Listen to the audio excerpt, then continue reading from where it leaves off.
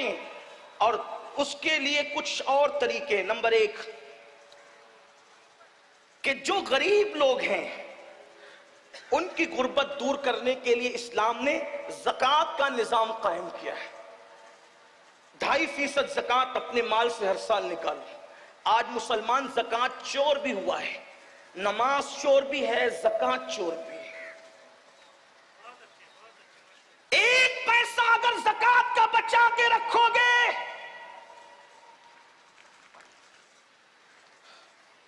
1 پیسہ اگر زکوٰۃ کا بچا کر رکھو گے تو وہ پیسہ آپ کے دوسرے اچھے پیسے کو بھی تباہ کرے گا. اور اگر زکوٰۃ دے دی، اللہ کے رسول علیہ السلام فرماتے ہیں جو اپنے مال کی پوری زکوٰۃ ادا کرے، اللہ اس کے مال کو اپنے قلعے میں محفوظ کر لیتا ہے. مجھے بتاؤ، جس کا مال اللہ کے قلعے میں محفوظ ہو جائے پھر اس کے مال کو کون کیا کر سکتا ہے؟ لوگ کہتے ہیں میرا مال بیوپاری لے کر کے بھاگ گیا، ڈوب گیا، یہ ہوا وہ ہوا. زکوٰۃ نہیں دیتے، غریبوں کا حق نہیں دیتے، اس لیے کوئی لے کر کے بھاگتا ہے. واللہ اگر ایک پائی کی زکوٰۃ نکال دو تو اللہ کے سچے نبی نے فرمایا کہ جس نے زکوٰۃ نکال دی اس کا مال اللہ کے قلعے میں محفوظ ہو گیا. ایک بات. دوسری بات، جب زکوٰۃ نکالو تو زکوٰۃ کو کوئی سسٹم سے تقسیم کرو. کچھ لوگوں کو تو ہم نے 200 روپے تقسیم کرتے دیکھا. ٹھیک ہے، اس میں کوئی شرع کا حکم نہیں کہ تملیغ شرط ہے فقیر کے لیے، لیکن آپ سے پوچھتا ہوں کم سے کم ایسا ہو جائے. علماء کرام بیٹھے ہوئے، صرف اپنی اصلاح کی خاطر مشورہ دے رہا ہوں، آپ کی مشورہ ہے میرا کہ اپنی زکوٰۃ کو 3 حصوں میں تقسیم کریں اگر ہو سکی تو. نمبر 1 ایک حصہ اپنے رشتہ داروں میں تقسیم کریں. نمبر 2 ایک حصہ عام مسلمانوں میں تقسیم کریں.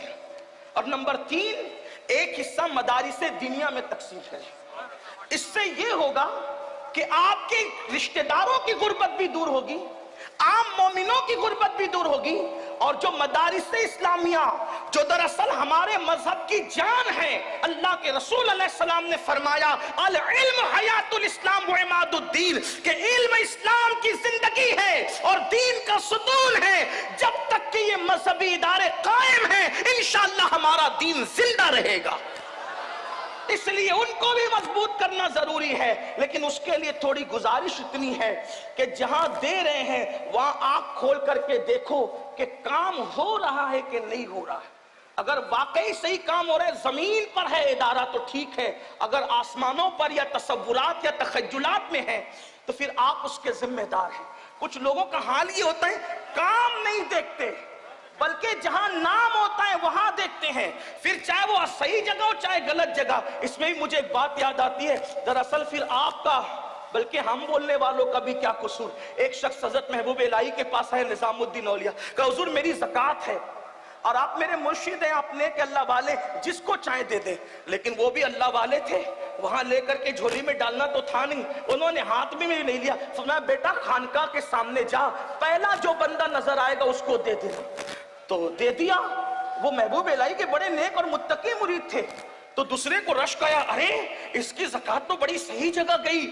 تو دوسرا بھی لے کر کے آیا، بس سرکار میری بھی قبول کرے. میں جا پہلے خانقاہ کے دروازے پہ جو پہلے دکھے دے دینا. ایک شرابی ڈولتے ہوئے آ رہا تھا، حضرت کا حکم تھا دے تو دیا، منہ اتار کے آیا. کہا سرکار اس کی ایسی جگہ میری ایسی جگہ. آپ نے مسکرا کے کہا بیٹا میرا قصور کیا ہے، جیسا مال تھا ویسے کے پاس پہنچ گیا. بس اپنی زکاتوں کا بھی یہی حال ہے، جیسے کماؤ گے ویسے جولی میں جائیں گے. اگر حلال کماؤ گے تو اچھے ہاتھوں میں پہنچے گی. یہ تو زکات کا معاملہ ہو گیا.